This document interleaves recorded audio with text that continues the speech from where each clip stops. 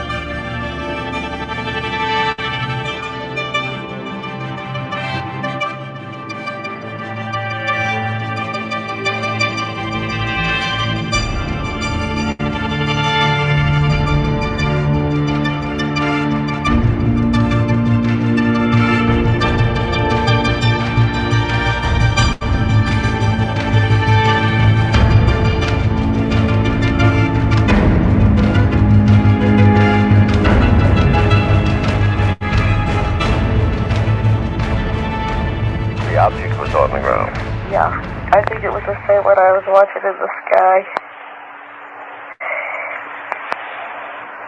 And there were trees, and there was a path, and there was this clearing. And this object, the clearing I could see just about filled up the clearing.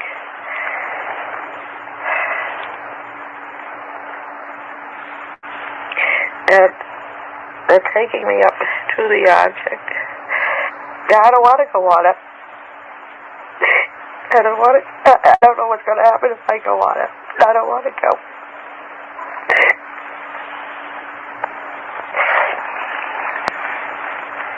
And I go up the ramp, and I go inside, and there's a corridor to the left. We go up the corridor.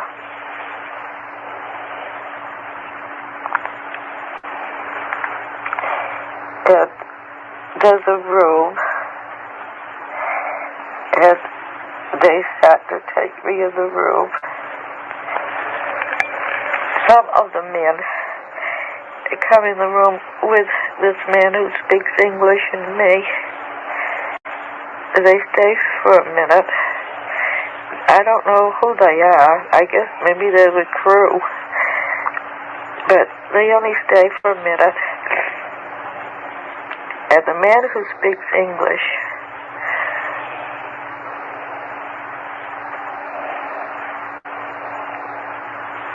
is there. And another man comes in. I haven't seen him before.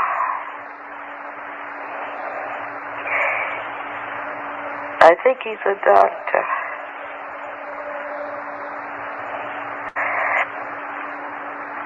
And they came in the door.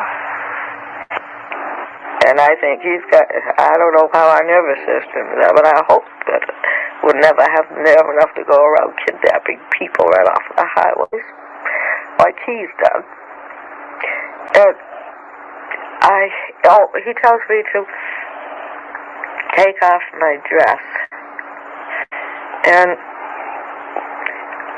he told me to take off my dress, and then before I even have a chance hardly to stand up to do it, the examiner, my dress has a zipper down the back.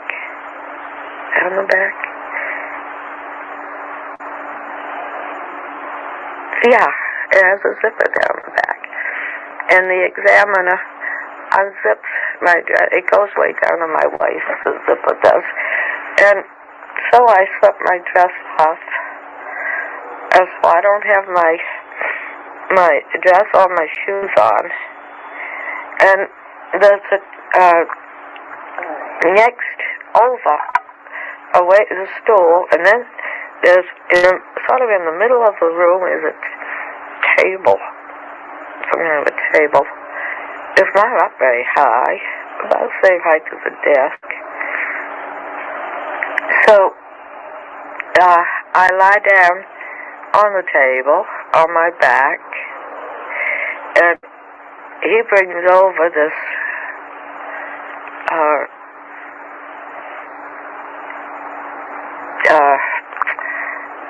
how can I describe it? They're like needles. There's a whole cluster of needles, and each needle has a wire running from it.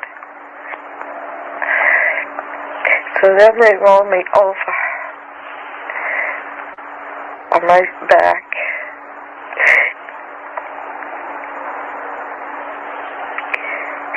And the examiner has a long needle in his hand. And I see the needle. And it's bigger than any needle I've ever seen. And I asked him what he's going to do with it. And he said, just a simple test to won't hurt me. And I asked him what. And he said he just wants to put it in my navel. It's just a simple test. And I don't know, it will hurt. Don't do it. Don't do it. And he said, no, it won't hurt. And he sticks a needle into my navel. And said,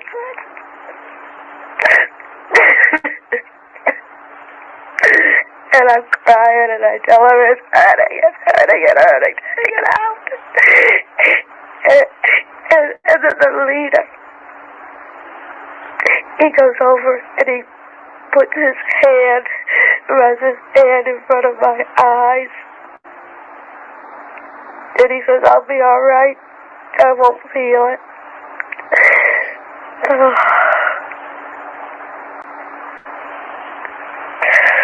And all the pain goes away.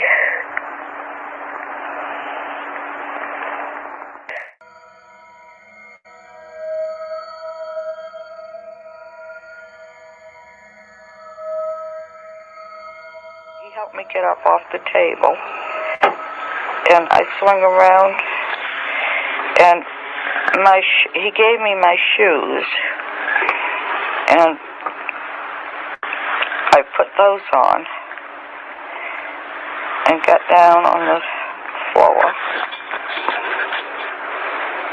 and my dress was there, and I put my dress on, and I was going to zip it up, and he took a hold of the zipper at the top and pulled it up, and then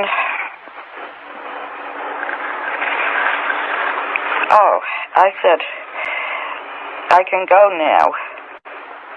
I can go back to the car. And he said, Barney isn't ready yet. And so then I began to get worried, and I asked him why it was taking so long with Barney. And he said, well, they were doing a few more tests with him, but he'd be right along in a minute. And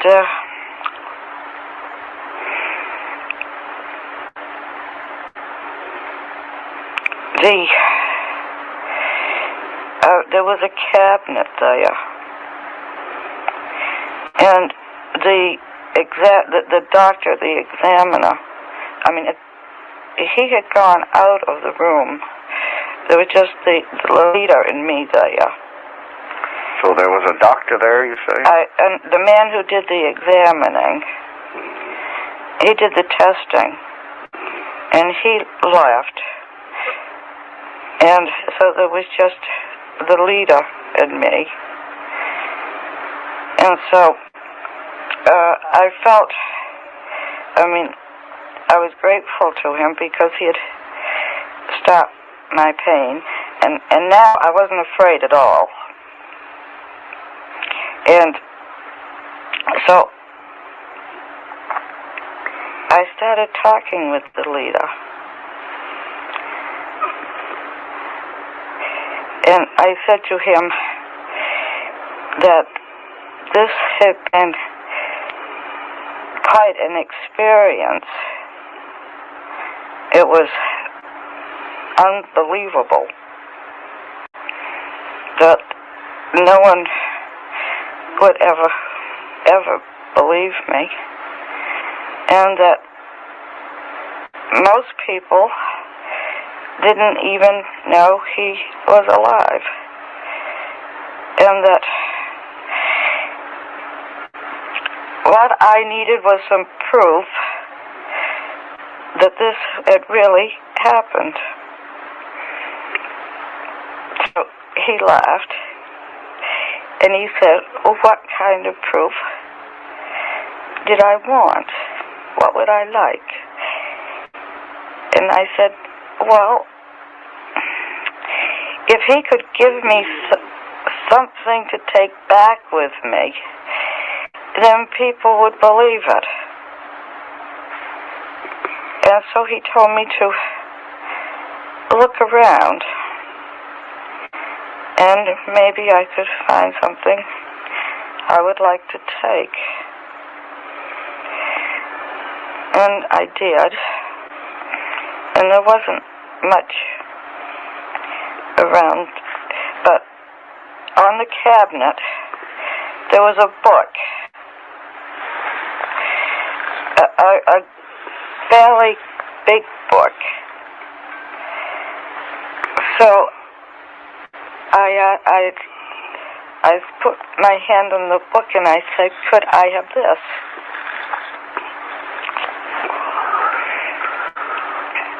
And the leader laughed, and he asked me if I thought I could read it.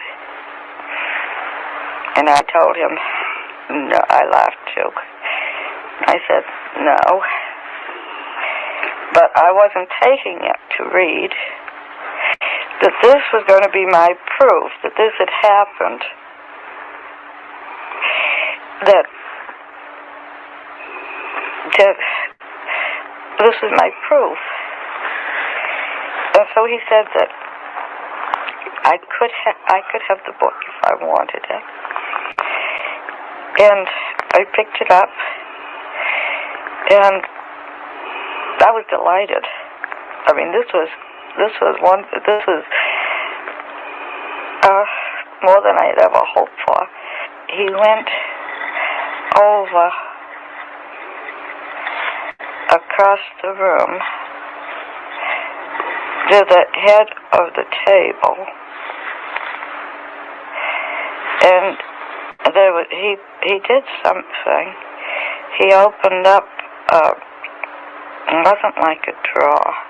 He sort of did something in the metal of the wall. There was an opening, and he pulled down a map.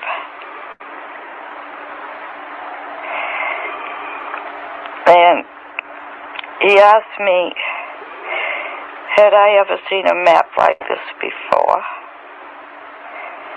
And I walked across the room, and I leaned against the table, and I looked at it.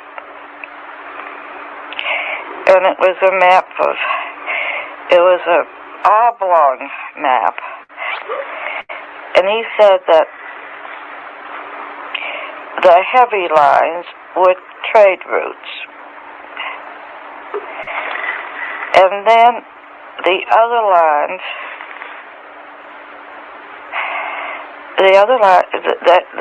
solid lines were places they went occasionally. And he said that broken lines were expeditions. So I asked him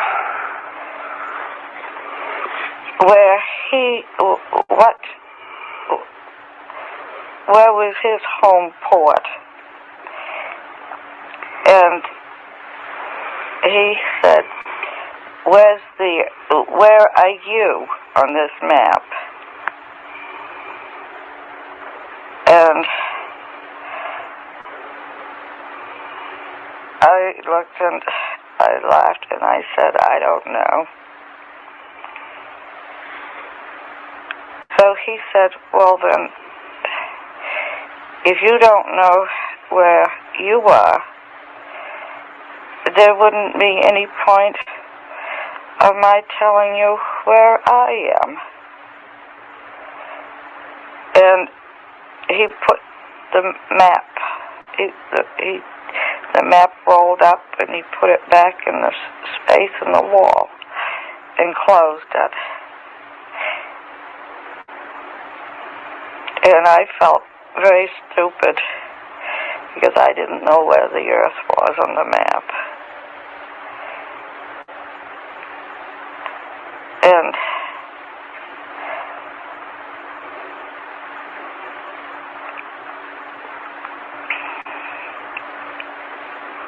I asked him, well, could he show me? Could he open up the map again and show me where the Earth was? And he just laughed.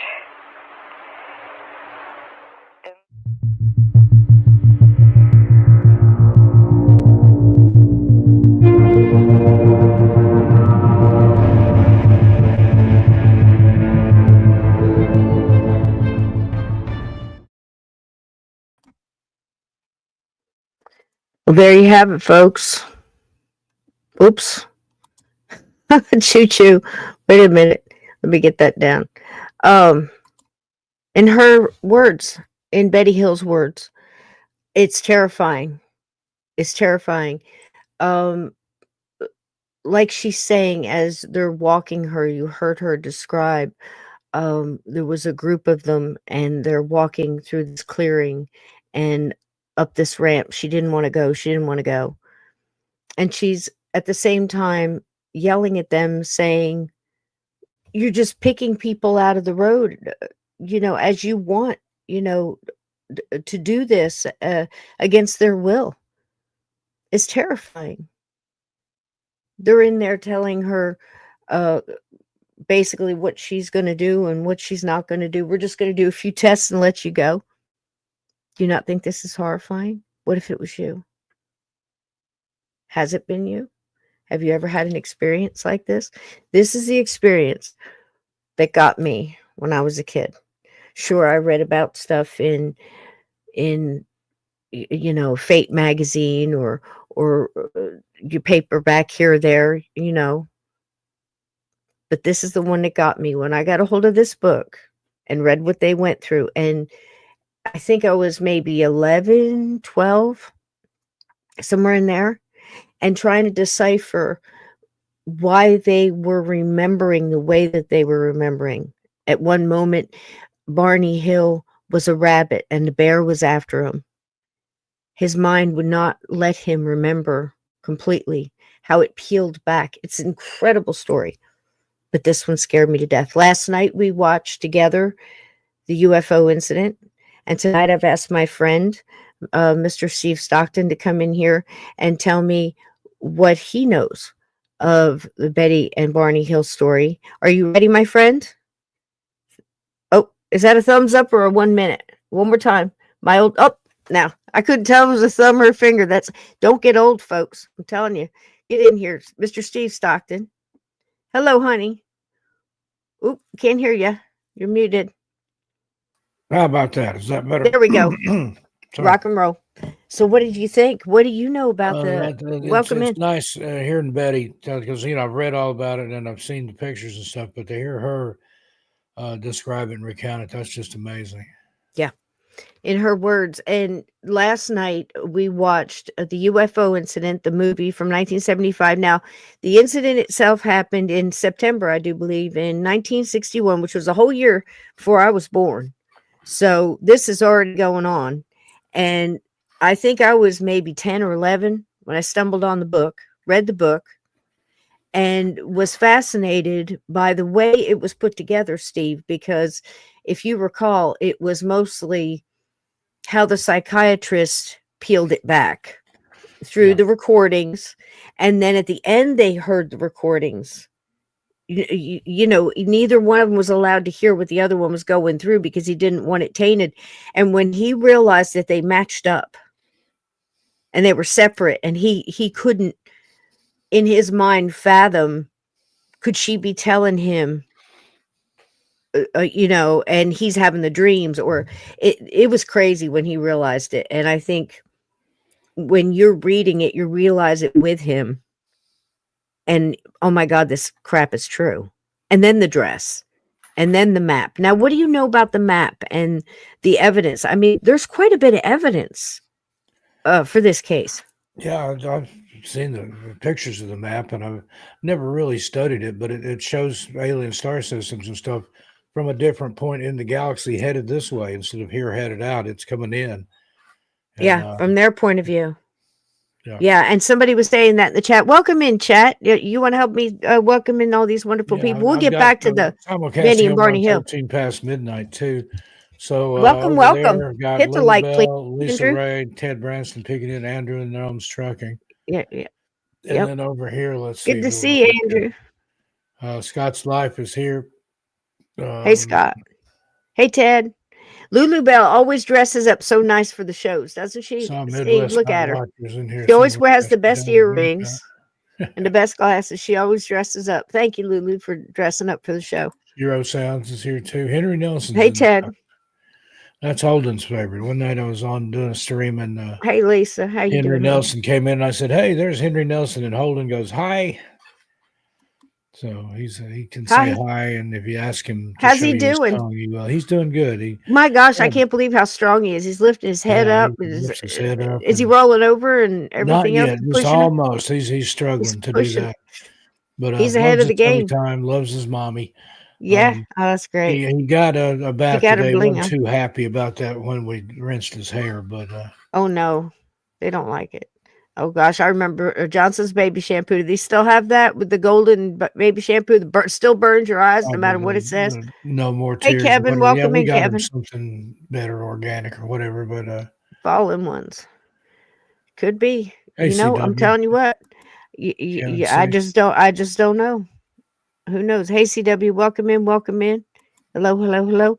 So, Betty and Barney Hill. Now, you've sent over, graciously enough, you've sent over from your channel a little story you did. Are you ready for that? Because we can go ahead and play that. And then we can talk a little bit more about to me personally, I think there was an awful lot of evidence here. I think what staggered people is they weren't quite ready for all the information they got in this. And I think a lot of people stumbled on the fact when they brought in hypnosis, they couldn't quite, wrap their head around, is this information planted into these people, into their memory? Is it a false memory, or did it really happen?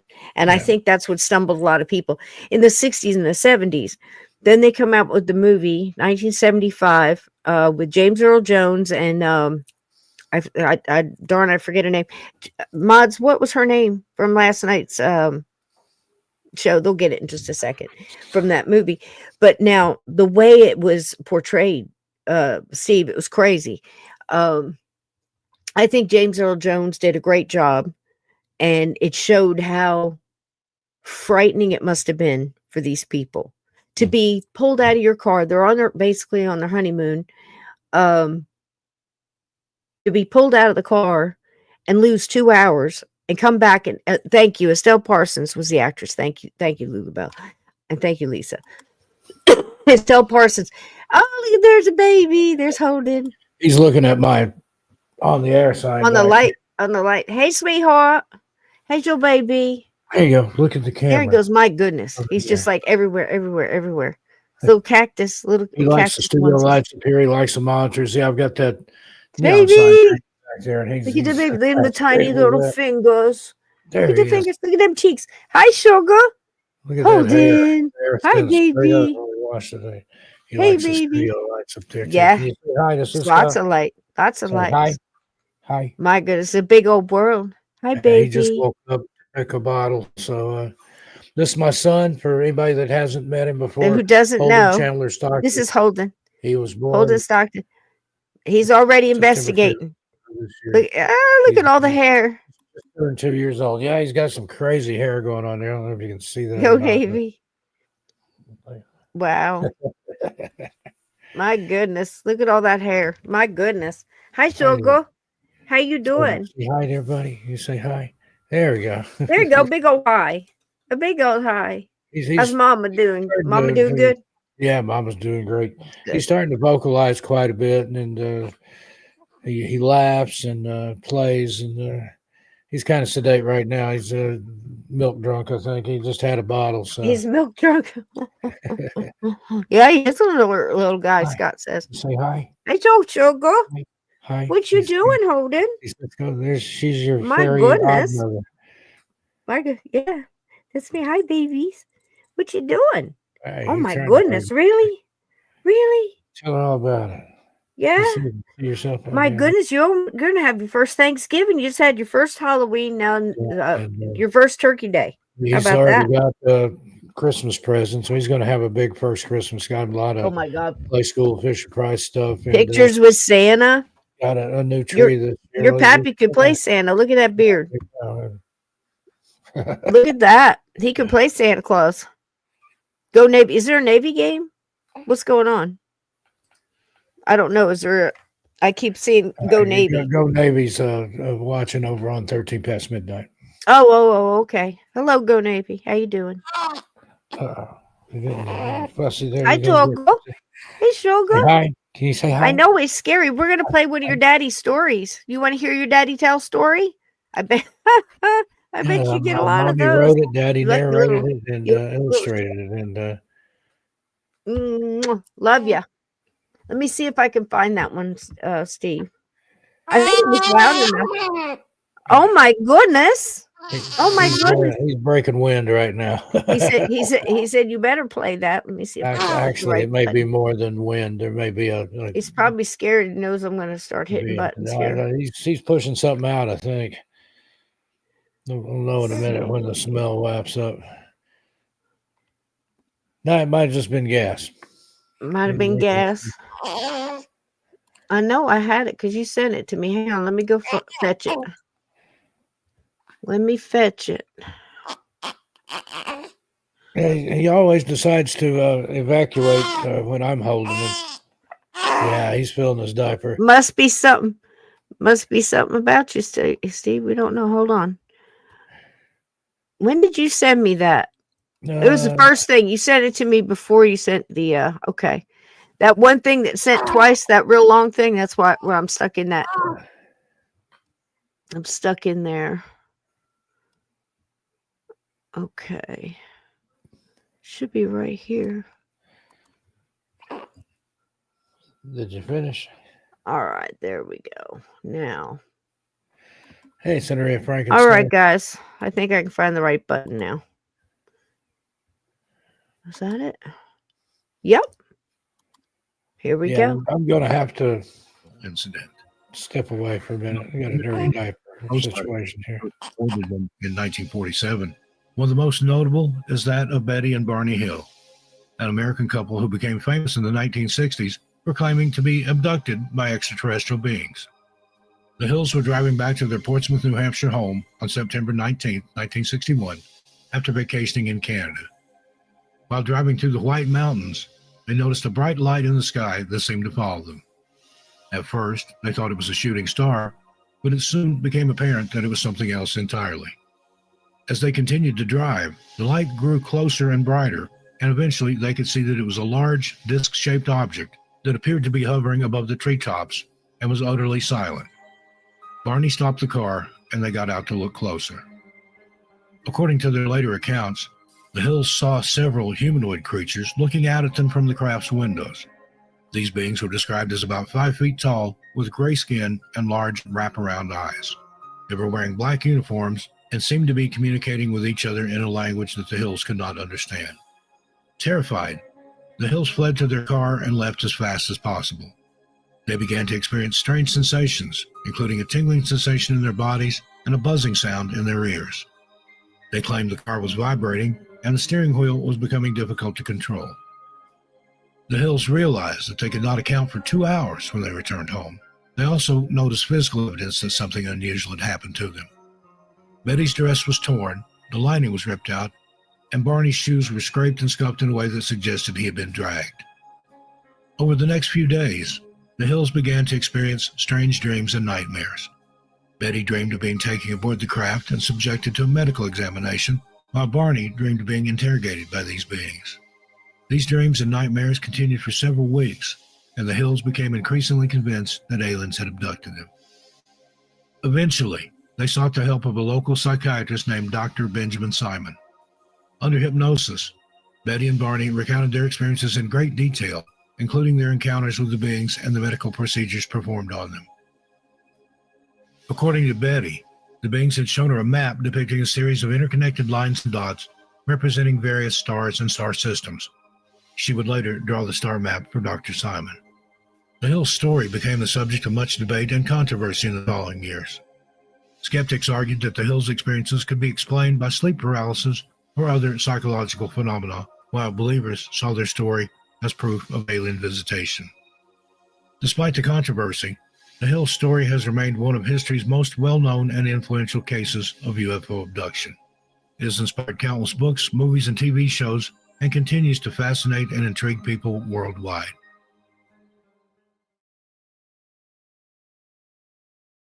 No one seems to know this, but Amazon actually has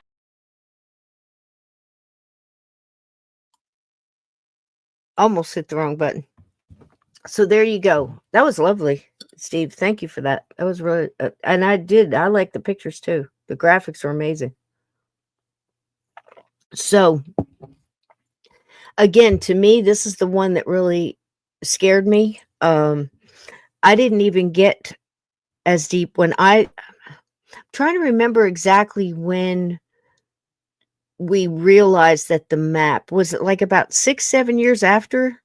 So like in the early 70s, we realized that the map, they started placing the planets because they didn't even know about it when she came back with this information. That on top of the dress. Now I had one. Let me see if I can find it it's real quick. It's not that great a video, but it's one from, I believe. Okay, this is it. Like a little library display, but it actually has Betty and Barney Hill's some of the evidence. They had a, what do you call it, like a paper mache or something head built and made to look like the beings that they saw. The dress is there and some other things, and something very surprising to me. Let's see what you think. I hope it plays. Yeah, it's gonna. Cool beans. This is really cool. Returning from a brief vacation in Canada in September 1961, Portsmouth, New Hampshire residents Betty and Barney Hill were driving late at night through New Hampshire's White Mountains when Betty thought she spotted a shooting star.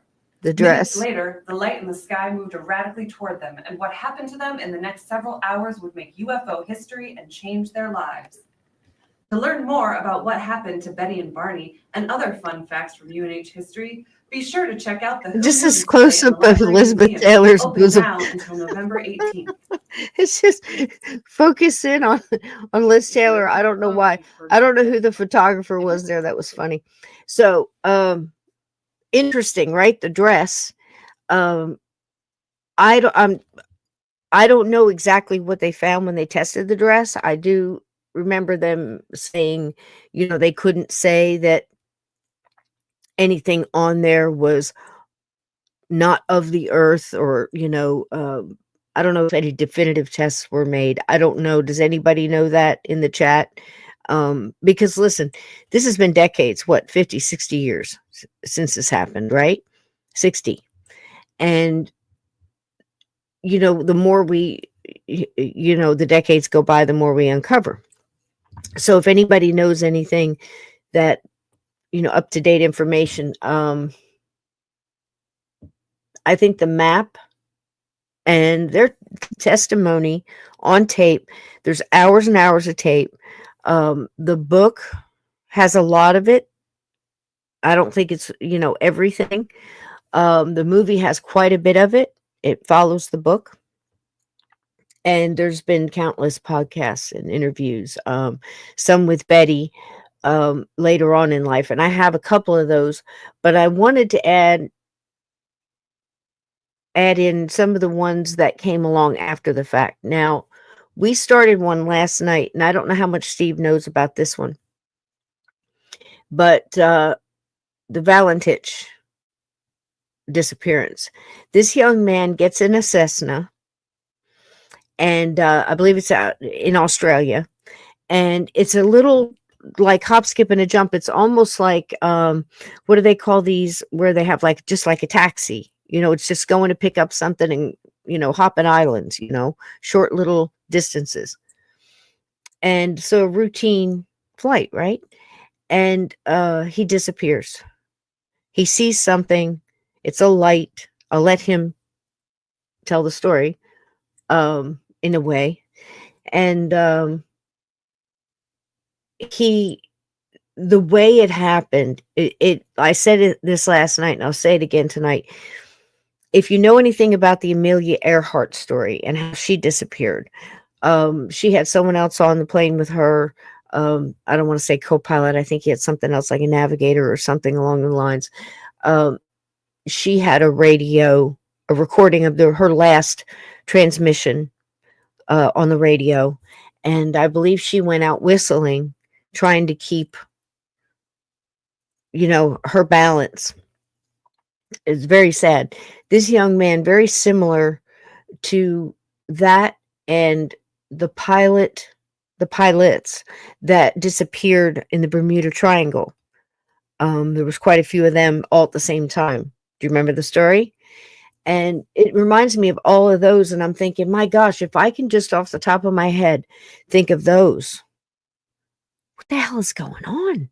Bob Noonan, is that one of them? So let's see if we can pull this up, and we'll get Steve back in here. Let him take his time.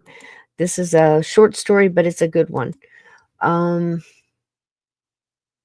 2. I want to go into this one. Hold on, I'll get it. Here it is. This is good.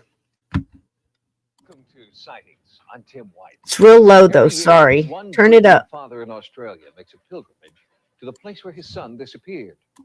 Even though Freddie Valentich has been missing for close to 20 years, his father has not given up hope. He believes that one day the extraterrestrials who took his son away may decide to bring him back to Earth.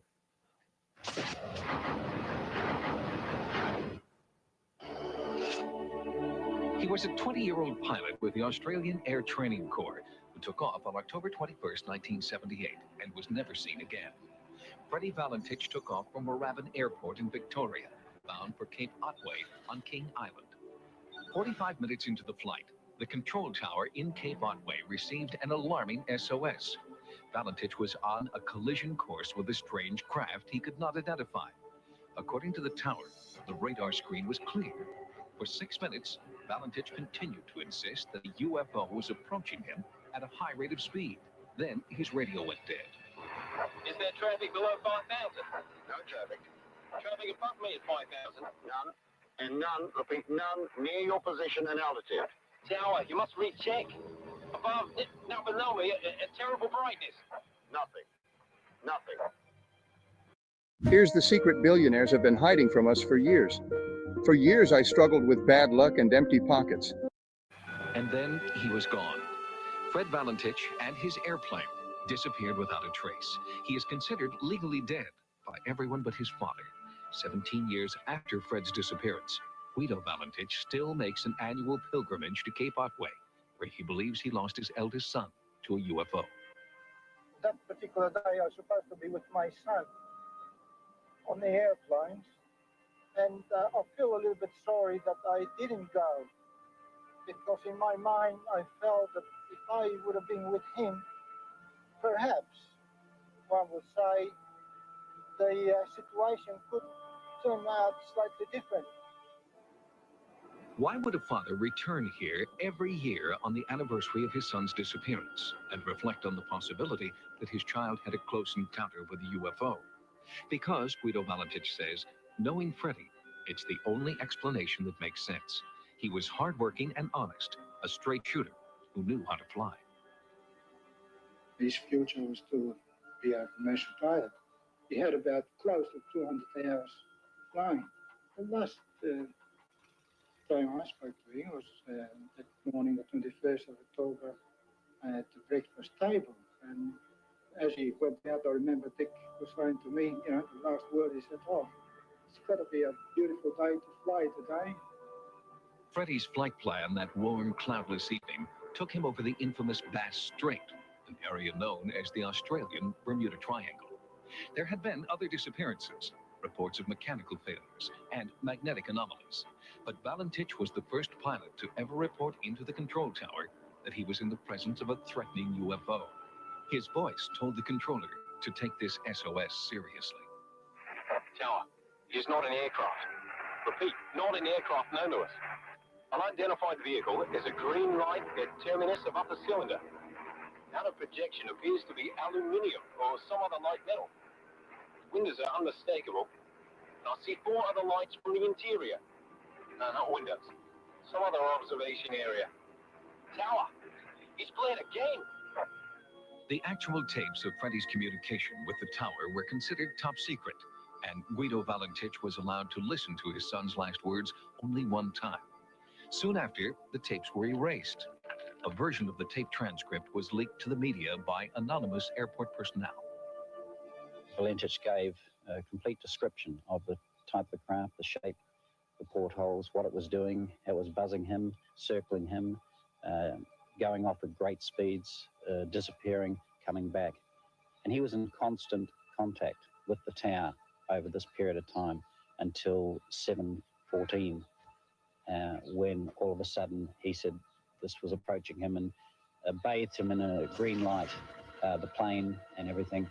And then there was a metal scraping sound, and he just disappeared off the face of the earth, the plane and everything. You believe me, Log? Sure do. We know it's Valentich. Thank you, Tower. In proceeding at a speed of 110, at the same course moving up to 4,000. Wait, engine faltering. I've got rough idling, should make cog. He's coming up from rear with tremendous burst. His green light is all over here. It's not an aircraft. Going up to 5,000, 6,000, long wingless metallic tubes spouting flame. I feel scorching. I feel... 229, we hear something tearing. 229, please reply. When the tower lost radio contact, a search plane was sent to the point of last contact, 12 miles off the coast of Melbourne. There was no sign of Valentich. They searched by air, by land, and by sea. But after 3 weeks, searchers had found nothing, and the operation was suspended. 21st of October was one day which I can never forget. I like to go down to respect and study some of the area when this phenomena occurred, and I'll be able to see some strange thing perhaps on that particular day. Officially, there were no eyewitnesses to Freddie Valentich's disappearance nearly 20 years ago. But a small group of UFO researchers claim there were eyewitnesses working here, working for the United States government.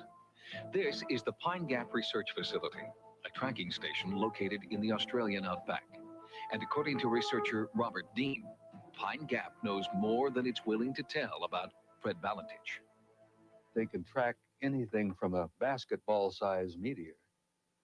There's no question in my mind that the Pine Gap facility tracked that object. They were tracking Fred. They were tracking that object.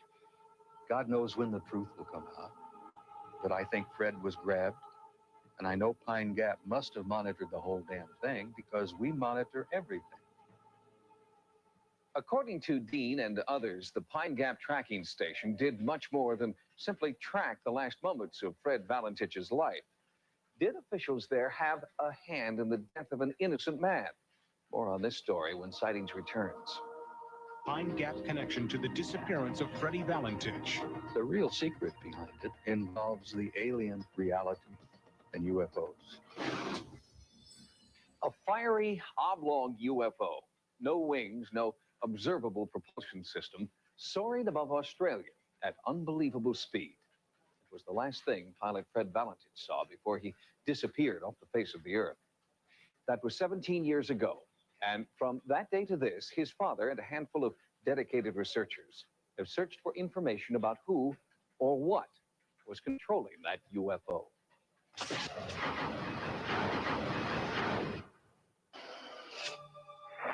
229, are you on a collision course? Over. No, it's still at my side. It can hang motionless, orbit over and under me. Proceed, 229. Wingless tube she is. Maybe 100 feet long, with a green blast, sometimes green vapor. These were Freddie Valentich's exact words to an air traffic controller when he encountered an unknown object over Australia's Bass Strait. He disappeared minutes later. Now, a small but convincing group of researchers believe that Valentich's encounter must have been observed and was then covered up by a super-secret government tracking facility at Pine Gap, Australia. Anything that comes in from out there in space on the planet is immediately picked up, whether it's a meteor or whatever. If it's one of our own satellites, if it's something we don't know, immediately they pick it up, they monitor it, they photograph it, they track it. That's what Pine Gap does. Robert Dean is a retired United States Army Command Sergeant Major. In his 27-year military career, Dean claims that he was involved in several top-secret military operations concerning UFOs.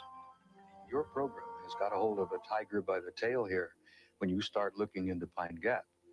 And I must be honest with you that the Pine Gap facility and all that it's involved with is probably one of the most secret installations in the world. The NSA is involved, the CIA is involved, and the National Reconnaissance Office is part of that. Hey, check this out. So I stopped buying random lotto tickets and started doing this instead. They call it a joint space defense facility, but it's a hell of a lot more than that. But other experts insist the location is simply an advanced satellite communications facility. Most governments don't even publicly admit that they are involved in satellite intelligence operations. That's probably about as close as any government is ever going to go to saying that they're involved in signals intelligence collection functions. Well, I can tell you that as a result of 30 years of my personal research, the fact that I am ex-military, the fact that I still have a bunch of old cronies in sensitive places, the real secret behind it, the real undercover, unannounced, unpublished operation involves the alien reality and UFOs. The Pine Gap Research Facility has never commented publicly on a possible link between their operation and Freddie Valentich's disappearance. But this photograph suggests there is a link. It was taken in the same area at nearly the same time Valentich disappeared. If the eyes and ears of Pine Gap are as powerful as Robert Dean suggests, they must know something about the UFO snapped by amateur photographer Roy Manifold. But quite a clear night. It was cool. We had the fire going in the front room, and everything just seemed normal that night. And I'd taken the photographs, and I'd taken the 6 consecutive ones. And I'd walked inside, and I just come inside. Oh, I was only been there about maybe 5 minutes, and I heard an airplane pass overhead. The airplane was Freddie's Cessna, just moments before Valentich's fateful UFO encounter. On his 6th frame, they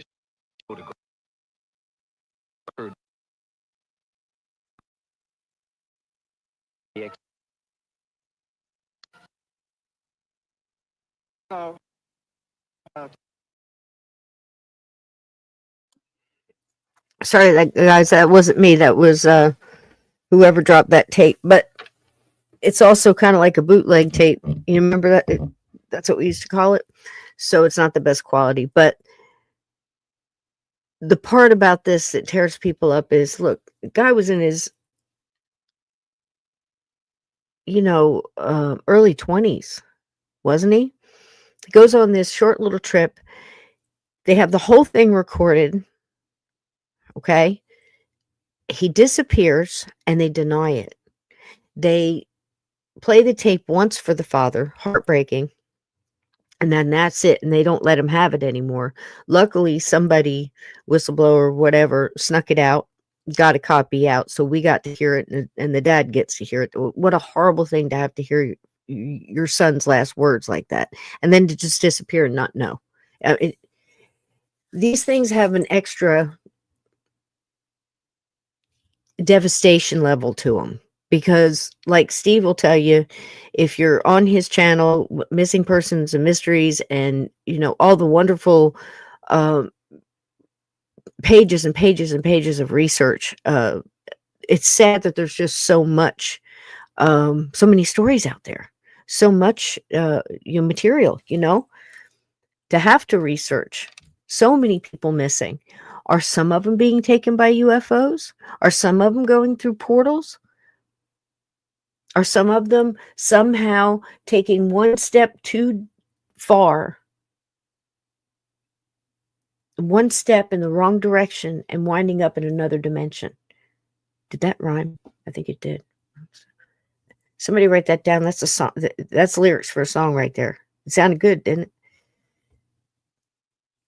But that's always just mystified me. And I think it goes back to listening to stories from, what you would consider elders, or, the older people having conversations, and hearing my grandmother saying things like, don't go, if you're walking in the woods, that depth of respect. If it goes silent, if you get a feeling, back up and go the way you came, leave. Don't question it. Things like, I don't want them to take you with them. Knowing that there's portals out there, do you get warning? Do you hear a buzzing like some people say, or the sound of a metal trap? We've heard that. Or perhaps a sonic boom like you get with breaking the sound barrier. We've heard the stories of black-eyed children showing up, and right before it, a boom, almost like they're breaking a barrier of some sort. I can't explain it. You could get experts from all over, physics, quantum, whatever, and we still couldn't explain it. First of all, we'd never all agree, because everybody would want to be right. But the fact remains the same, just like Led Zeppelin. The song remains the same, baby. From 1961, Betty and Barney Hill had absolutely no business in 1961 coming out and putting the spotlight on themselves, for obvious reasons. That's just the truth. That's just fact. 1961. Betty herself says that she worried deeply because she was staying the same. She was staying in her town. She was living in her town. She had her friends. She had her clubs. She had her job. She had her house. She said she was living in the same house that her parents had, or at least neighborhood, right? She had a extensive bloodline, from what I understand, as far as provenance. She was goes all the way back to the Mayflower, I think. One of those families. This is the kind of world she's in. And here comes Barney. Barney's got to leave his job, his town, his all that stuff, and jump up into her world. Right? And go shopping at the grocery store, and go to the movies, and go down to the diner, and, get that whatever Friday night special it is, You don't think it was hard for them? Just being real. 1961. And then here's an idea, Betty, as they're eating that cheeseburger and fries and milkshake, whatever. Let's pretend that we were abducted by a UFO. We'll tell the story. We'll pretend we don't remember. But we'll reach out and we'll tell a couple of the right people and we'll get them involved and we'll keep at it until finally they come up with some kind of idea to get the story out there. They don't know anything about hypnosis until they meet this doctor. How would they have a plan to get their story out if they don't know anything about hypnosis? It's a good question, right? Steve, what do you think about that? I'm back. Sorry about that. Had a code brown 3-alarm diaper change there. Just when you think you're done, Yep. And speaking of wildfires, say a prayer for New Jersey because we're like surrounded by wildfires right now in New Jersey. Hope it doesn't get to Pine Barrens. Man, I'm telling you what, you can smell it too. People tell you that you don't really realize it until something like that happens, and it takes you back to all the different times. Takes you back to the riots in 1968. Yeah. Oh, the memory. When I lived in just outside of Portland, and tires burning in Northern California and Oregon, and there was days there that it was just hazed in, and Brooklyn. couldn't God, see the sun, and just like a little orange ball in the sky. And I remember in the 70s, man, it was like Brooklyn and New York was on fire every day, man. It was just, it would blow across and come over into New Jersey, and now you go outside, you can smell it smells like somebody's burning a bunch of electrical wires, Yeah. Like an electrical fire. You can smell it, the thickness, and I think about all these different people with their factories going off and all these chemicals. It's nuts. It's a crazy world, folks. Be careful. Yeah, act accordingly.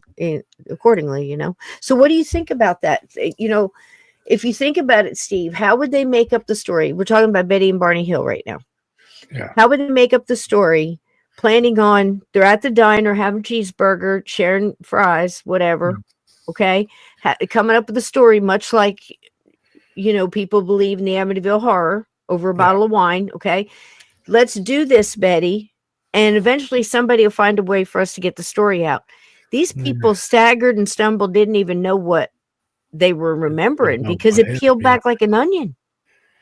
And just the time and the place considered the time and interracial couple, the last thing they would have wanted would have been to draw attention to themselves. This is what I see. He didn't even hear me say it and came to the same conclusion. Okay. In 1961. Like mine. Yeah. And what was it? Rhode Island, is it?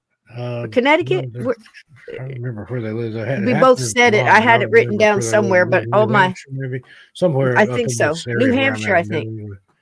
So exactly. So they're not going to want to. I was talking about how Betty's supposedly related all the way back to the Mayflower. She's one of those families. Yeah. He's coming from his world and jumping into her world, her job, her house, her neighborhood, her friends, her PTA, whatever. Crocheting club, whatever the hell it is.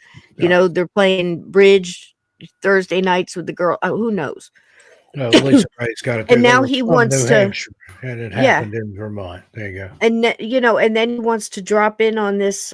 If things aren't bad enough, I was manhandled by a group of aliens on my way back from my honeymoon. Makes perfect sense, and drag it out all through.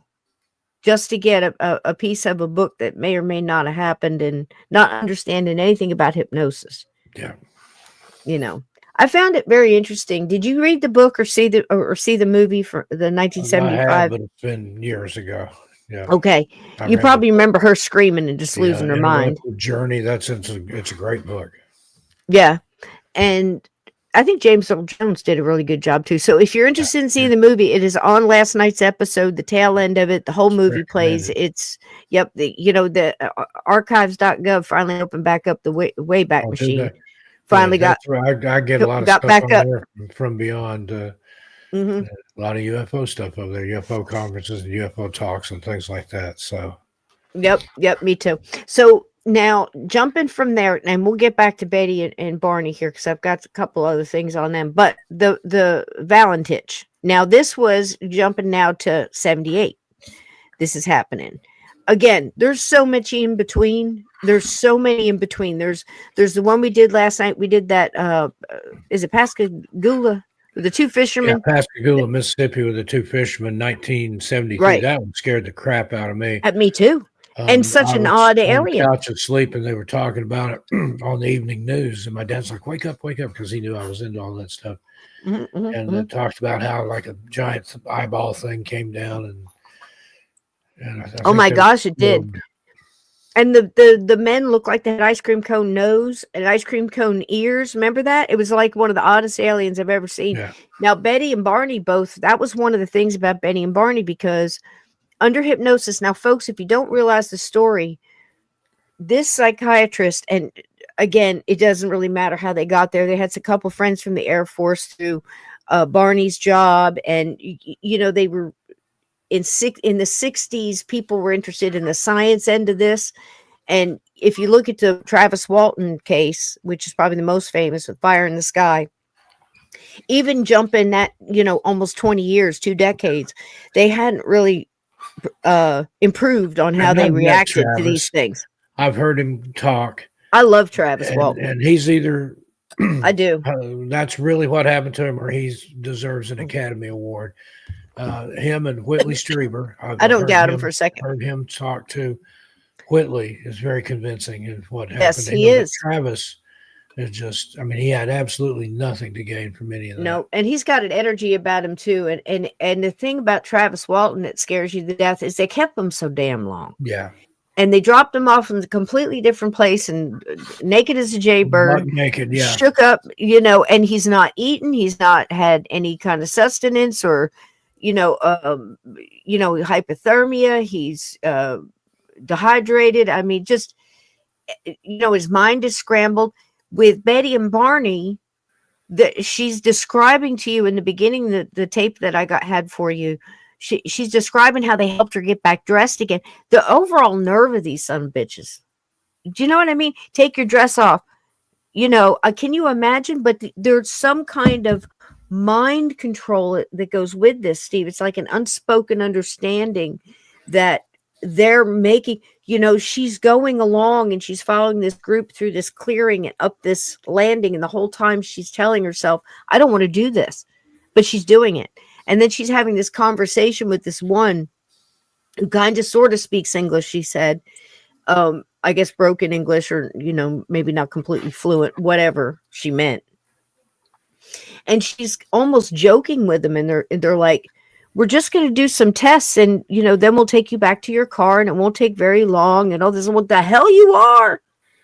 Where, I mean, can you imagine having the power to override that natural born instinct to survive and fight back and fight or flight? That's powerful, Steve. Indeed. And it doesn't seem like, in the Valentich case, where the young man was just sucked out of nowhere, plane and all, gone, poofed, where is he? And I was trying to remember last night, and I've since been told via the chat, wonderful people that you are. Hi, mods. Hey, gatekeepers. I love you. Hit the like if you haven't. And if you haven't subscribed, hit the button. It's free. Please do it. We could use it. And if you're watching, we'd love to have you. Past midnight, come over here and subscribe to Cisco. Please do. We'd love to have you. We're absolutely ridiculous. Like, I can't make you any promises, but we're going to try every time. I will make mistakes. That I can guarantee you. So anyway, but we got big heart. So this is what blows my mind about the Valentich. It's very much like I've always felt as a kid, and I know, Steve, same as you, reading Fate, reading the Bermuda Triangle, reading the Michael Crichton, whoever that was, it was writing that stuff back, Chariots of the Gods, and all this kind of stuff. The Rod Serling shows. And Charles Berlitz, I think, wrote the Bermuda Triangle books. He was, And then, of course, In Search Of. That was the best thing on TV back then. It came on PBS, local affiliate for me. Mm-hmm. That was about the only time I would watch PBS. But right, and you wonder, where'd they go? Are they still alive? Are they living a parallel life? Can they come back? Will they come back? Do they know they're gone? Do they know where they are? just and any show that had anything about that. I think it was in the 80s. Correct me if I'm wrong, if you guys remember. I want to say 83, somewhere in time. Christopher Reeve, Yeah. where he's able to almost think himself into another time. Amazing stuff. Wonderful movie. Absolutely amazing. I found this neat too. This was the body. Oh, what do they call it? This was a short one, but it's good. And it's the Roswell footage. I thought I would put it in here because it was such a big case and it's sightings. So, it's good. It's only 4 minutes. Some of the story Sightings is following in the news. The Roswell autopsy film continues to generate unprecedented worldwide debate. Now, an expert in antique camera and film technique has come forward with his controversial analysis. In Seattle, Washington, a mutual UFO network researcher has broken ranks, challenging the authenticity of the Roswell autopsy film. Clive Tobin is a veteran film analyst with 30 years' experience. He has examined portions of the controversial autopsy film frame by frame and has discovered an apparent anachronism, visible only under magnification. What's being shown is a positive print made on a piece of equipment that only existed after 1960. Tobin found his evidence on the edge of the Roswell film. It contains markings created with a C printer, a device first in use 13 years after the supposed autopsy took place. This is a video freeze frame here from the alien autopsy broadcast. This bit of film mounted in a slide mount is, by all reports, what they consider to be actual original film. However, if you see this characteristic footprint here along the edge, that is from a C printer. C printer was first made around 1960, so this film print, and it is a print, could not have been produced really in 1947. However, other researchers point to edge markings on the film that are consistent with vintage 1947 film, but Tobin does not believe this is an accurate method of dating. The edge printing could have come from some genuinely old film from 1947, where they just copied the edge printing and the edge date code onto this particular strip of film. Tobin feels that only a complete examination of the entire original film by a blue ribbon panel will put the controversy to rest. So far, the film's owners have refused.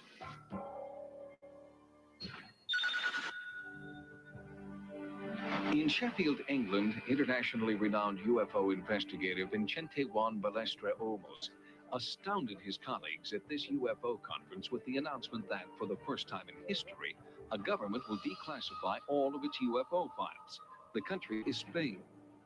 They like to put stamps on every document, and they used to put confidential and secret stamps. Why? Because they didn't know how to handle something which was unknown to them. For over 20 years, hundreds of well-documented UFO sightings have been kept locked away in the top-secret files of the Spanish government. Olmos had been aware of their existence for a number of years, but had been denied access to any and all UFO materials. I presented a number of arguments and reasons why this subject is not military in nature. It should be open for scientific scrutiny and study. To date, 70 official Spanish Air Force UFO reports, classified top secret from 1962 to 1979, have been released to Olmos and other Spanish ufologists. By presenting his triumph at the Sheffield conference, Olmos hopes other ufologists will use his Spanish model to gain access to their own country's UFO documents. The effect will be good for ufologists because we will have access to a wealth of new information.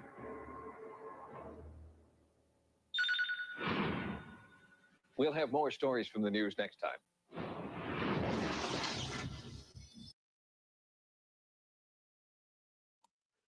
Well, there you go. That's the one I wanted to throw in the last time we talked about this subject, but I thought I would throw it in there because here's the thing. Through the 70s and the 80s and the 90s, it really started ranking up in the 90s. The 70s and the 80s was getting more into the satanic panic and all that kind of stuff. the horror slasher movies started coming out.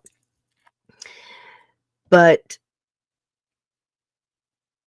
we really got doses of the UFOs if we weren't getting them from everything we've already mentioned, the sightings and unsolved mysteries later on, the twilight zones, those kind of things, the night galleries. Then we really weren't getting big stories. We were getting small doses. Disappearances and UFO sightings might have come in like in the documentary kind of format. And like you saw with the Valentich, almost in the 80s, still just absolutely discredited, debunked. The plane went down in the ocean. He only saw a plane. We were still getting weather balloons, all kind of thing, flocks of birds, all this kind of stuff. So again, everything is being debunked. How much more evidence do you need from Betty and Barney Hill? You had the dress, you had the map, you had both of them drawing the pictures of what they saw and what the beings were like in separate rooms, and them being almost the same. Different perception, but very, very close. So how much evidence do you need? Before people realize that there's something going on. Then you're going to get stuff like this. We got I always hated stuff like this with the autopsy stuff, the get them and do experiments on them. I don't like it when they talk about doing it with Bigfoot or anything else, because it's just cruel. Probably why the whole Roswell thing got me too, because it was supposedly, that's where you're hearing there was bodies left. You saw in many movies, Independence Day even, where, okay, they survived and we've got them in a tank somewhere, in some base in, Area 51. A Flock of Seagulls, right, Scott? Yep. It's a good band. Now I'm going to hear that song. Thank you so much, with the hair. Yep. So Kolchak, yes. And now you look back at Kolchak and it looked like so crazy. It looked so cheap. You could tell that maybe the monster had, fingerless gloves with carrots hanging out, or something, with spray paint silver. It was crazy. But my big thing is, how much more evidence do you need? One of my guys that I found later on, actually through conspiracy, right in time, Steve, I was talking about how much evidence do you need, because now we've got Valentich, you've got the out of all of the cases, if only one of them is true, there you go. This is what I mean. Did you want to add anything else before we go on? What about the body foot? I don't want to know if you captured them. Let them go. I mean, that was always so sad to me. Anytime there was bodies somewhere, or they had them in in different movies and shows, but they've got them in a tank somewhere and experimenting on them and all that kind of, hate that stuff. Yeah. Whether it's Bigfoot or any of it, let them go. I don't even like zoos. So if you're not familiar with me, there you go. But I've always said that I hope if they ever find a Bigfoot that it's already deceased, that they don't take it in and prank on it and run tests and blood draws and like you said, put it in a cage or a vat or something. Yeah, I hate that. Look at it and poke it with a stick or whatever. Let the cryptids be. Yep. Flock of Seagulls. Okay, so what else do I have here? So you probably know him through the JFK conspiracy. Crossfire Hurricane was, I want to say, loosely based on his book, Crossfire, JFK and Oliver North and all that stuff. A lot of it was changed, but let's just go ahead and say it. Very similar in a lot of ways to somebody else I looked up to, quite a lot, and that was there's been so many, people to come by with, conspiracy this or whatever. He did Your Occult America and all this other stuff. It's Jim Mars, and he did one on Aurora. Do you know anything about Aurora from 1897? We're talking about how much evidence. Yeah, I've read the case. I can't give you the specifics off the top of my head, but fascinating, especially for that time frame. It's amazing. So before Jim passed, we lost him not too long ago.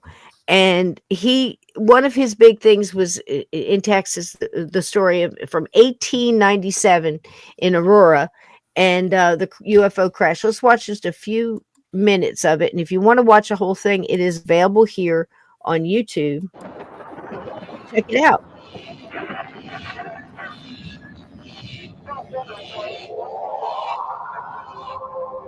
Flying saucers, unidentified flying object, UFO. They're just a fact of modern life. In fact, if you check with friends or family members, chances are you'll find someone with a UFO story. Everyone's heard of the famous crash at Roswell in 1947. Some people know about the Foo Fighters during World War II. But there's a case that goes back far beyond that, even before the Wright brothers ever flew a heavier-than-air craft. It happened in Aurora, Texas in 1897.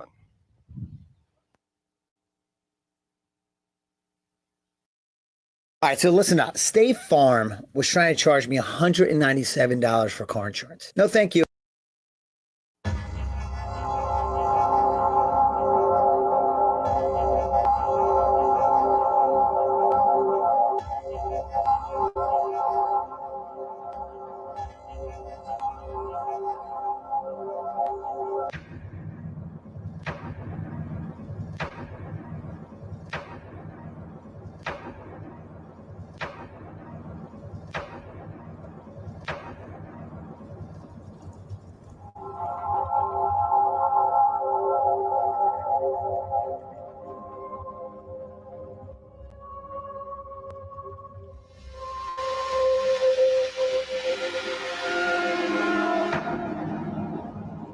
April the 17th, 1897, dawned clear and cool in North Texas, when out of the south came a large silver cigar-shaped object dropping lower and lower as it approached the small hamlet of Aurora, located less than 20 miles northwest of Fort Worth. Swooping low over Aurora, the airship moved north toward the home of Judge J.S. Proctor, which was perched atop a flat Caliche hill. There it struck a windmill and exploded, scattering debris and, by reports, one body.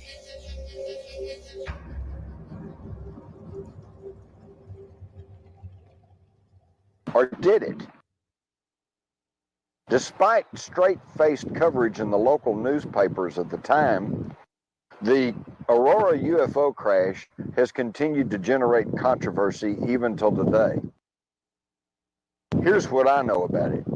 In the spring of 1973, Bill Case was aviation writer for the now-defunct Dallas Times-Herald.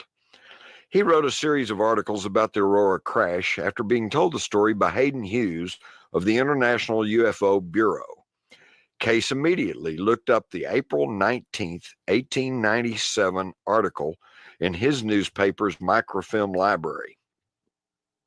The story stated, about 6 o'clock this morning, the early risers of Aurora were astonished at the sudden appearance of the airship which had been sailing throughout the country.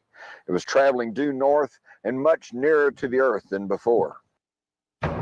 Evidently, some of the machinery was out of order, for it was making a speed of only 10 or 12 miles an hour and gradually settling towards the earth. It sailed over the public north part of town, collided with the tower of Judge Proctor's windmill, and went to pieces with a terrific explosion, scattering debris over several acres of ground, wrecking the windmill and water tank, and destroying the judge's flower garden. The pilot of the ship is supposed to have been the only one on board, and while his remains are badly disfigured, enough of the original has been picked up to show that he was not an inhabitant of this world. Mr. T.J. Weems, the U.S. Signal Service officer at this place and an authority on astronomy, gives it his opinion that he was a native of the planet Mars. Papers found on his person, evidently the records of his travels, are written in some unknown hieroglyphics and cannot be deciphered. This ship is too badly wrecked to form any conclusion as to its construction or motive power. It was built of an unknown metal, resembling somewhat a mixture of aluminum and silver, and it must have weighed several tons. The town today is full of people who are viewing the wreckage, gathering specimens of the strange metal from the debris. The pilot's funeral will take place at noon tomorrow. Signed, E.E. Hayden. Now, a similar story was published in the Fort Worth Register, but in this account there was no mention of the hieroglyphics, and as to the pilot, it simply stated, quote, "The pilot, who was not an inhabitant of this world, was given Christian burial in the Aurora Cemetery," end quote. Well, there you go. And Mr. Jim Mars. Now, if you want to see that just look it up, Aurora, Texas, Jim Mars, and it'll pop up and you can watch a whole documentary. It's great. And I think it's one of the last things that Jim really wanted to get finished and done. We lost him to a heart attack not very long after that. And it's quite the story, isn't it, Steve? Indeed. Like I said, it's just extraordinary, especially for the time. And 1897, and they're saying in there that he passed. They gave him a Christian burial. I know that Jim was going around and they were trying to get permission to find out exactly where they were buried. And while they were filming this documentary, they got moved or something. I mean, it's very intriguing. Go in there and watch it. I mean, it's a full length documentary, and it's it's worth the watch. So there's another one. So again, we go all the way back there. Decades and decades, I mean, a century. And we're still, it's not enough. Do you recall there was a story about some African children that saw a UFO? Do you remember this story? Their playground, yeah, they were outside and had an encounter. Did you Quite have a some video few. for that one? Yeah, and quite a few witnesses now.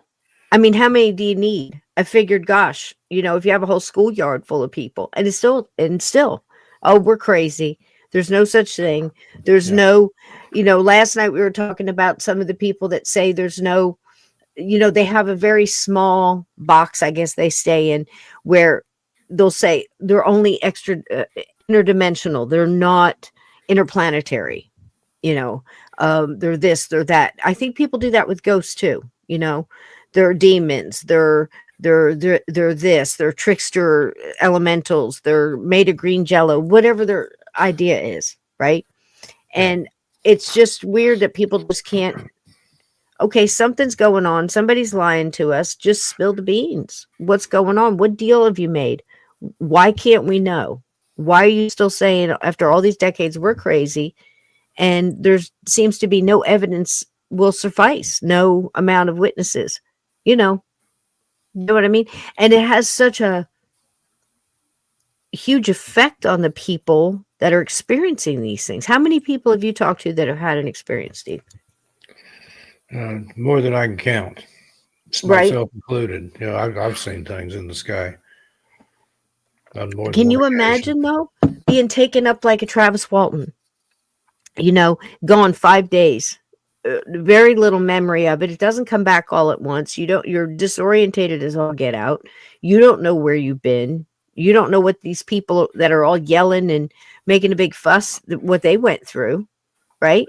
Yeah. And at the same time, you've got people that are actually in a situation where they're being blamed for it. Or in Travis Walton's case, the crew was accused of murdering him, hiding the body. Yeah. You remember? Yeah, they had to take polygraph exams and everything. Polygraph, yeah. And scared to death. And look at the one guy, the one that you brought up, the Pascagoula or whatever. I can never say the name, but the two fishermen. That one guy was slap batshit crazy. I mean, he was. They said he was climbing the walls. He give me a Bible, get me out of here. And he didn't talk about it after, if I recall. So you sent over the one. Oh gosh, is it in New England near you? Can you see that? Yeah. I think I can pull it up. And there's quite a bit, it seems, of look, 1639. 1639. Can you believe that? 1639, first reported sightings, right? Here we've got Massachusetts Bay Colony Governor John Winthrop recorded the first UFO sighting in America in 1639. Look at that. I mean, Cynthia Everett, 1808. She was 24-year-old Massachusetts woman working as a school teacher in Camden, Maine, 1808, recorded in her diary a somewhat similar account. Her entry on July 22 reads, about 10 o'clock, I saw a very strange appearance. It was a light, which proceeded from the east. At the first sight, I thought it was a meteor, but from its motion, I soon perceived it was not. It seemed to dart at first as quickly as light and appeared to be in the atmosphere, but lowered toward the ground and kept on an equal distance, sometimes ascending and sometimes descending. And this is also where the Benny and Barney Hill incident happened, Steve. Yeah, got a marker there in New Hampshire. Yep, look at it. Yep, man, and you're just driving down the road. Look at the road, this normal road, and all of a sudden something comes out of the lands in front of you. That's what happened with Indrid Cold and that guy who saw him outside of Point Pleasant, West Virginia, Steve. He's just driving down the road and bam. So you've got quite a few. Was there another one in here you wanted to spotlight? Go back up the Exeter incident right there. I remember reading about that one.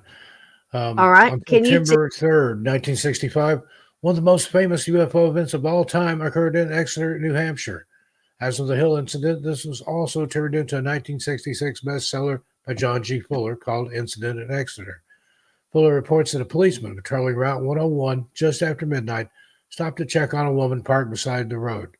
The restless woman claimed that a flying object with red flashing lights had been chasing her. A few hours later, an 18-year-old man arrived at the Exeter police station and claimed that while hitchhiking along Route 150, he had seen a line of 5 bright lights over a house about 100 feet from where he stood. He said the lights moved out over a large field and disappeared and reappeared behind trees lined several times. After driving to the site with the young man, the same policeman witnessed the lights, as did another officer who arrived a short time later. Over the weeks that followed, authorities received about 60 reports of UFO sightings near Exeter. Debunkers have claimed that described light patterns would match those of an Air Force KC-97 refueling plane, but officially, the Exeter sightings remain a mystery. So there you go. Wow. Yep. Look at there. Yep. And isn't it weird? I mean, again, through evolution and, reverse engineering and everything else, they certainly have improved in shape. And go by there, the Allagash abductions. That's a good one too. Which one here? This one here? That okay, sure. All right. Let me see if I read can get it all the way up. Go ahead. You want to do it or you want me? The Allagash abductions, 1976. In August 1976, according to their own accounts, 4 Massachusetts college students went canoeing on Maine's Allagash Wilderness Waterway and saw an unidentified object in the sky. They described the sighting to a ranger the next day, but weren't taken seriously. It was suggested, in fact, that they had seen a searchlight that was being used to celebrate the grand opening of a hardware store in Millinocket. The students continued their trip and did not talk much about their encounter until years later, when one of them, Jim Weiner, started having seizures. Weiner claimed to have had visions of humanoid beings levitating above his bed, poking him with needles. Under hypnosis, all 4 men described small gray aliens taking them aboard a spacecraft and performing medical examinations on them. The 1993 book, The Allagash Abductions, made momentary media darlings out of the quartet, who appeared on the Joan Rivers Show and Unsolved Mysteries. In 2016, however, one of the men, Charlie Rack, said that although the group really did see unidentified flying objects twice during the canoe trip, the rest of the story had been made up, but his former friends dispute this. So who's to say? Who's to say? I mean, it's that's It was a part good of it book. too. Sometimes people buckle under the whole Yeah. getting teased and everything. Well, I brought up supposedly last night. sometimes the witnesses are threatened. You say this, Yeah. you made this up, or we'll do something to your family, or Or something the Men like in Black. Or the Men Yeah. in Black. How many times have we heard that? They show up and say, "You'll stop talking about this," or Yeah. "Give me all Or the they would tapes, have give me an your phone, give me encounter, your." and before they report it to anybody, they get a knock at the door or a phone call telling them not to talk about what they just witnessed when they hadn't even mentioned it to anyone. That's Yep. you're Yeah. getting into some John Keel territory there, but Exactly. apparently it happened. Exactly. I mean, that reporter that he actually that he met, I think he showed up there because of her stories that she was writing on the Mothman and different things that were happening in Point Pleasant, West Virginia. And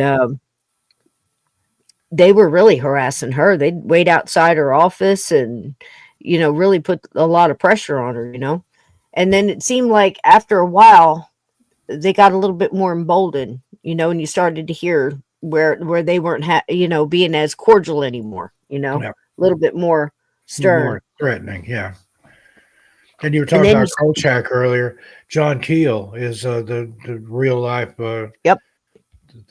What gave him the idea for Kolchak the Night Stalker. Yep. All right. So I mentioned that about the kids seeing everything. So if you guys want to go get snacks or something like that, this is a good one. And I believe it is also a Sightings. I think so. Yep. I think so. Yep. I love Tim White. All right, here we go. How many witnesses do you need, folks? How many kids do you need to take off in different directions and all come back with the same story? What do you need to convince, what do we need to convince these people that don't think, that think we're crazy and are wearing tinfoil hats? Maybe we should be, Steve. I don't know. Of a major UFO sighting I've got it up as high as I can. It was particularly intriguing because the eyewitnesses were school children who had not had any exposure to popular press accounts of UFOs. No prior knowledge. On September 14, 1994, something flashed through the sky in southern Aurora, alarming a few and confounding everyone. It was a UFO. 2 days later, 62 school children in Ruwa, Zimbabwe, claimed they had seen a UFO land in the schoolyard. It was dismissed as fantasy until one UFO researcher began insisting that the children were telling the truth. This object landed with the 3 or 4 things beside it, and then a door opened, and this little man got out, a hat on, a black suit. Cynthia Hind is one of Africa's leading ufologists. She interviewed the children the day after their encounter and had them draw pictures of the Are you strange kidding me? A visitors little they had man seen. in a black suit. They were very slim, the suit was black, but it was the eyes that was frightening. It's In crazy. 1995, Hind brought worldwide attention to the Ruwa children when she presented their case at the 8th International UFO Congress in Sheffield, England. Why don't they try and form some sort of panel? Not necessarily Americans, it could be United Nations, to check out these stories. Why would 62 children lie? In Ruwa, a few weeks after the conference, a full on-site investigation began under the direction of Harvard professor of psychiatry, Dr. John Mack, who is now producing a documentary film about the Ruwa encounter. It was silver, and the ring around it was red. Was red. Did light come from the whole thing, or There are lights around here. lights along the edge there? How many of the strange beings did you see? I saw one over here. They had eyes like that, and they were kind of just like looking at us. They were like kind of astonished at what we were. Felt scared. It felt scary? What was scary about it? Well, felt scared because I've never seen such a person like that before. They experienced very powerful encounters with these beings and were left with the rather disturbing fact that this seems to be what it is. And it seems to have no other psychiatric explanation. More disturbing still was what the children told Dr. Mack about the purpose of the alien visit. It was a dire warning Mack had heard more than 100 times before from people in the United States, half a world away. And yet their doomsday scenario was being repeated to the last detail by the Ruwa children. Fungi, what do you imagine is his reason for visiting Earth? I think it's about something that's going to happen. Something that's going to happen. Yes. What I thought was maybe the world's going to end. Maybe they're telling us the world's going to end. I think they want people to know that we're actually making harm on this world and we mustn't get too technologized. How did that get communicated to you? I don't really know, but it just popped up in my head. Pollution. He never said anything. It's just that the face is the eyes. They looked horrible. And the eyes, the horrible look, had that information that you just told me? Yes. Now, the people in Africa don't have television.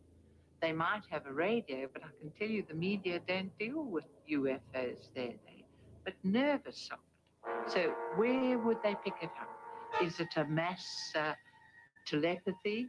While some researchers are suggesting the Ruwa sightings were created by mass hallucination, Dr. Mack hears a different story from the children.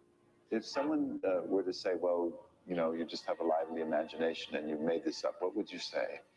I haven't been influenced by any of my friends. I have seen what I've seen. Because of political instability in many African nations, it's been impossible to get an accurate accounting of UFO sightings there. Ufologists are eager to investigate several reputed hotspots, but field investigations in Mozambique and Rwanda have been put on hold.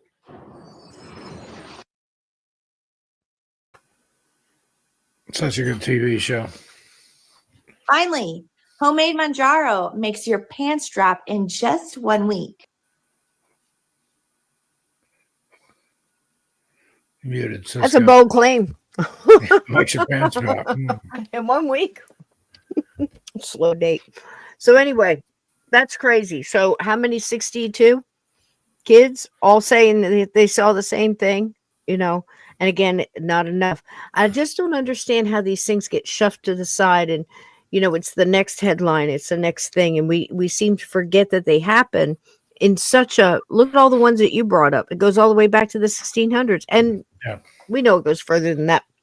It's in the Bible. It's in all these old ancient Egypt, petroglyph. Drawing cave paintings of flying saucer looking to things.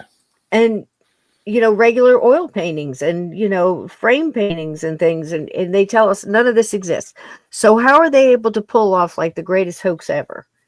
And last night I was talking about different groups. Like we have people that are saying, okay, well, they're all this or they're all that, just like ghosts, just like anything like that, just like cryptids. They're all this or they're all that. Who's working with who? Is there a bad group? Is it a good group? Are they here to destroy us? Well, they're taking a sweet time doing it, aren't they? I mean, is something stopping them? Or, you know, is it some kind of deal? Maybe that's it. Maybe they've made a deal so, you know, they won't completely annihilate us if they let us, if whoever lets them use us like dolphins, you know? Because somebody's beaming us up and taking us and tagging us and you know, doing all this experimentation and tests and clinical things and then wiping your memory. I mean, how evasive? I mean, you know, this is, it's terrible. Did Do you get remember our mutual friend Laura Eisenhower on here some night to talk about the pact that was made? She was supposed to go to Mars, wasn't she? That was signed with Ike and Churchill, Hitler, and Aleister Crowley on one dark and stormy night. And she said it was like an open secret in their family that there was a treaty. And, you know, that's a treaty that's different than, you know, like a deal or whatever. A treaty's like, you know, you promise not to destroy us. We'll do this or that. It's almost like a a CYA covenant. You know, it's like a cover your own ass covenant. You know, they're just going to, hey, well, meanwhile, we don't mind sacrificing all these people as long as we get what we want. So can you give us some, you know, good technology and equipment and show us how to use these lasers and all this other stuff? I mean, we're starting to see a burst in technology now where we've kind of had a lull for a little while. So again, we've heard that it was holding that back as well, where the, you know, the big boys got to play with it, but none of us did. And that kind of, you know, it's just horribly evasive. I think it's terrible that they allow this stuff to happen. They know it's happening. And then when it does happen, they treat the victim the worst. They destroy their lives. They call them liars. They say they're making it up and they think they're crazy. And it's amazing to me how some of them even get out with half a brain, you know? I mean, that's a lot to go through. Look at how long Travis Walton's been going around doing the circuit, you know, trying to prove that he did it. You know, like it happened, and it's crazy. All right, what else do I have here? I have this is, we'll take a quick look at Betty toward the end here, where you don't really get to see. Oh, darn it. I tell you guys, there's a lot of buttons. It's not easy being on this side. All right. I think this is it. Yep. Okay. A little bit of Betty here. She tells you in her own Betty words. Hill, again. now 78 and fondly referred to as the grandmother of UFO abductees, will not make the 50th anniversary of Roswell. But her belief that a flying saucer went down in that desert has never wavered. In many ways, she says, it was just an ordinary UFO crash, carrying travelers much like those who encountered Betty and her deceased husband, Barney. September 19, 1961. Barney and I'm driving home from Montreal. Saw a strange light in the sky, which changed direction, came in, started following us. In an area known as Indian Head, it came out over the highway, stopped in midair, and Barney got out with the binoculars in an attempt to identify this craft. You know, the old-fashioned straw hats that men used to wear, the flat crown and the brim, that's what it was shaped like. And then along one side, it had a big picture window. And it had dividers in it. And as he's looking up at it, and he could see people standing in the windows looking down at him, and the craft began to descend, and he had the feeling they were trying to kidnap him. He ran back to the car. We went speeding down the highway to avoid capture. And then later, they were standing in the middle of the road, blocking our way. Can't imagine, This Steve. is what we saw when the car motor stalled out. I see. And they're separating and coming up towards us. This is your view then of the UFO people from out your car window? Right. Okay, so I count. This is our first view. This is about a half dozen there. Actually, there were 11. Talk to me about the features in here and what you remember. I mean, look at this one's face in particular. Tell me what we see there. You can see they're very human appearing. Yeah. Only here, you know, the eyes are wider spaced than ours. Okay. See? Right. The nose is smaller and a thin slit for a mouth. No hair, no protruding part of the ear. We were taken on board, and we were told to relax. No harm was going to come to us, and we did. And they did some testing of both Barney and me, and showed me the star map of where they were from. There it is. Oh, okay. This is the map you drew. Yep. Now, what? This is amazing because how much did you know about astronomy? Not a thing. About 6 weeks later, Barney and I had gone out in the evening, and when we came home, on the kitchen table was a pile of dried leaves, which wasn't there when we left. And when I went to clean up the pile of dried leaves, there was my blue earrings I was wearing that night. See, the experience itself happened in 1961, but it was not known until a Boston newspaper reporter found out about it. and it ran for 5 days on the front pages of the Boston newspaper. I went on TV. I was questioned by F. Lee Bailey. And then I sat down and had lie detector testing in front of the whole country. And I had very, very high ratings for honesty and truthfulness. Whether you believe her or not, Betty still gets letters from well-wishers and UFO investigators the world over. This is an investigator from France. Sometimes there'll be a knock on her door, a fan dropping by for an autograph. And every once in a while, Betty will step out on the back porch to glimpse of what she claims is another visitor from far away.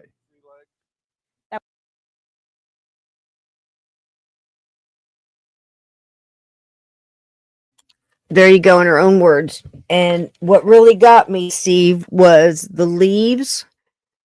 And she got home, and that's not something you hear a lot about. And she said there was something about the shoes too. I can't remember what exactly it was. And with Barney, one of the things that snapped him out of his, I don't want to say amnesia, because I think they did it to him, was chemically induced or something telepathic that they did to him. They sucked his brain out, whatever, his memory. But he started getting his memory back because his shoes were scuffed. And he wasn't. The heels of them were so like he'd been dragged. Mm-hmm, yeah, and the toes, and that's what got him. And he started to get a little bit of that memory back. And it was so interesting how it came back where he was the bunny, and there was a bear after him. And his mind would not allow him to see these faces for quite a while, and it had to be coaxed out, like, through the hypnosis, which again, why everybody doesn't believe it. But I believe her, and to hear about the pile of leaves on her counter, and then within those leaves were the blue earrings she was wearing that night, because I guess they brought her back. It's incredible. To me, that's just incredible. That whole story, and I don't have anything to top that. If you want to add anything, go right ahead. The floor is yours, Mr. Stockton. Yeah, it's one of the most convincing stories that I've ever heard. And their story never changed, and then they found out later on that the star map and all that it made perfect sense, and there's no way that she could have had that knowledge at the time. They verified that later on with all the stuff that NASA sent up, as if they have that now where they can look at that and they're verified. Absolutely. I believe Betty. That was Linda Ray and Lulu Bell saying there. I Yep. believe Betty was telling us the truth. I do too. Now, if you guys have any questions, I don't know that I have any answers, but with all of these, some of the things that were coming back to me too was when he was reading that, when Jim Mars was reading that about the 1897 one. I can't tell you how many stories I've heard that are so familiar to the way that storyline laid out, where like I can name at least two old radio mysteries that I know were written, like CBS Mystery is one of them, where they have a UFO come in and bump into the windmill and break off the windmill, and crash into in this case, it was a doctor's house. But you wonder how many stories are taken from these early things, and to me, how many different bodies? You've got the Roswell, and if people say, well, the Roswell was made up, there weren't any bodies found there, blah, blah, blah. Well, then you've got Aurora. What happened there, and why would they move it? Why would, to make a big deal?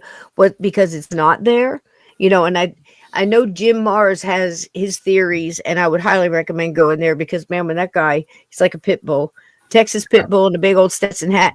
When he got, his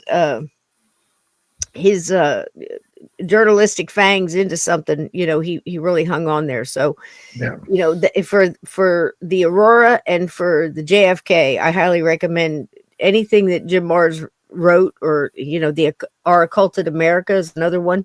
That's a real good, which only means hidden, and it's all the stuff that's coming out now. So I hope he's looking down and seeing all the stuff that's coming to fruition, and, our William Cooper's as well. And, Again, I want to say here on this podcast, and you can back me up if you want, or you can research it. I highly recommend, don't believe me, research for yourself. But Bill Cooper was the first one to say about the towers and 9/11 and predicting all that. It wasn't Alex Jones, and I don't know how it wound up. Everybody saying it was Alex Jones. Alex Jones has done his thing. I'm not taking anything from him, but Bill Cooper was first. So you can back me on that if you know it to be true, but that's a fact. Yep. So there you go. I don't know what to say about all this. I'll tell you, it scared the heck out of me. This book with, I feel so bad for Betty and Barney Hill. I can remember being a kid, and even then picking up how hard it must have been for them. Very much, and I said last night, very much like I felt for a lot of these people in these extreme hauntings.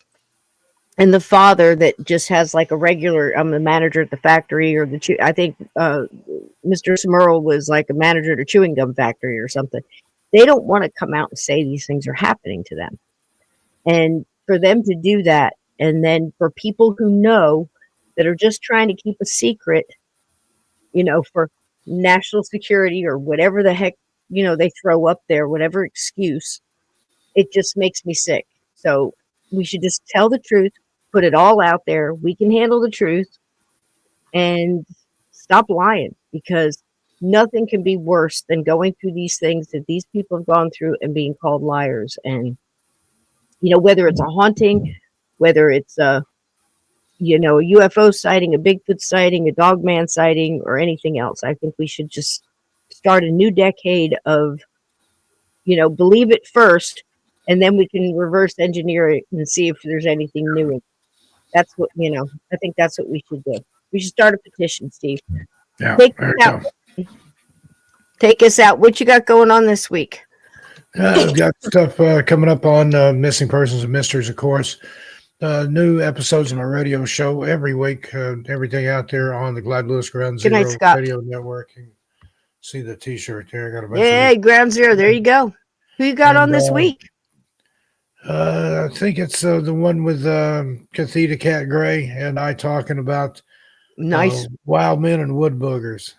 Oh my goodness! Air last night, and they messed up on the radio side and then played an older episode. So, oh my goodness, we're gonna have to get together and get some of our old Thanksgiving stories, and stories of families gathering around again, and the old playing football in the street in the backyard or whatever, and the turkey in the oven kind of thing. And here it comes. Here it comes. All this wonderful holiday season. So listen, guys, I love y'all. I'm gonna play you a little something on the way out, and thank you for being here. If you haven't hit the like, please do. If you haven't subscribed, please do that. Also, I don't know what's coming up this week. Depends on how I have to work, but I hope to see you in the middle of the week, maybe for a mystery or something else. So question go ahead, in the Steve. chat there. Lisa Ray wants to know if we think there's a relationship between UFOs and Bigfoot. I do. I absolutely do. Most places where you have a lot of sightings of one, you have sightings of the other. And sometimes at the same time, at or around the same time. Yep, and I have a couple of episodes on that. I believe Steve was on one where we had Tom and his dad on, and that they've done spent decades just researching that exact thing of how many Bigfoot sightings around, UFO sightings and the like. So again, I say in some cases, yes. It's just like everything else. It's like, does a ghost do this? In some cases, yes. Some cases, no. It's like you can't really pinpoint it. But if you just say, you know what, I believe, and that all these things are possible, and things that I never thought were possible are really as commonplace as, it's hard to wrap your mind around it.